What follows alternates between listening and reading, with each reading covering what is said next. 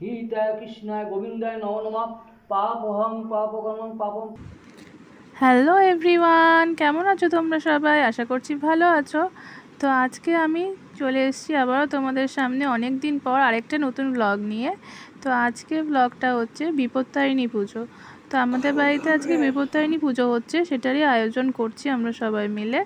তো এখানে আগে আমি ঠাকুরের আসনটা সাজিয়ে নিচ্ছি ফুল দিয়ে, সব ফল মিষ্টি সব কিছু দিয়ে সাজিয়ে নিচ্ছি। আর যেহেতু আজকে পুজোটা খুব তাড়াতাড়ি ছিল, সেজন্য সবটা খুব ভালো ভিডিও করে আনতে পারিনি, যেহেতু পুজোর কাজ করছি বারবার ভিডিও করাটা সম্ভব হচ্ছিল না।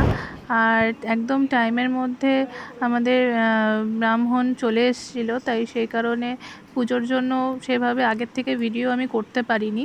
তো তার জন্য খুব সরি, কিন্তু তাও একটু চেষ্টা করেছি। তো ব্রাহ্মণ আসার আগে আমি তাড়াতাড়ি কোনো রকমের শাড়ি পরে রেডি হয়ে নিয়েছিলাম। দেবীবায় নমঃ নমঃ পঞ্চহীন দেবীবায় নমঃ ওম নমঃ বিল্লপত্রায় নমঃ এতে গণুষ্ঠ পঞ্চচারী পূজা কর্মীজন দেবীবায় নমঃ এতে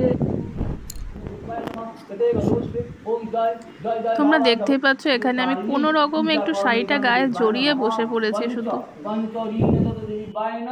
ওম পুণ্য দেবতায় নমঃ নমঃ জয় মা বিভূতারিণী শুদ্ধ দান দেবীবায় স্বস্তি ভবন্তায় নমঃ জয় মা বিভূতারিণী নমঃ।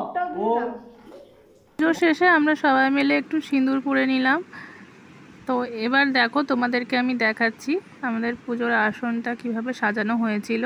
প্রথমে তো করতে পারিনি, তাই পুজোর শেষে একটু ভিডিও করলাম। যেহেতু বিপত্তারিণী পুজো, সব কিছু 13 রকম লাগে। দেখো 13টা মিষ্টি, 13টা ফল, সাবু, কলা, নারকেল, নারকেল দুধ সব কিছু দেওয়া হয়েছে। এখানে লুচি, ছোলার ডাল, আলুর দম, সুজি, পান সব কিছুই, দই সব কিছুই দেওয়া হয়েছে। এগুলো আমি আগের থেকে করতে পারিনি। বিপত্তারিণী পুজো যেরকম সব কিছু 13টা লাগে, তো আমাদের ব্লগও আজকে 13 নাম্বার।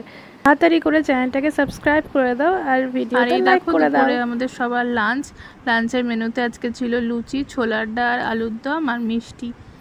তো আজকের জন্য এক পর্যন্তই, বাই, ভালো থেকো সবাই, আবার একটা অন্য ভিডিওতে দেখা হবে।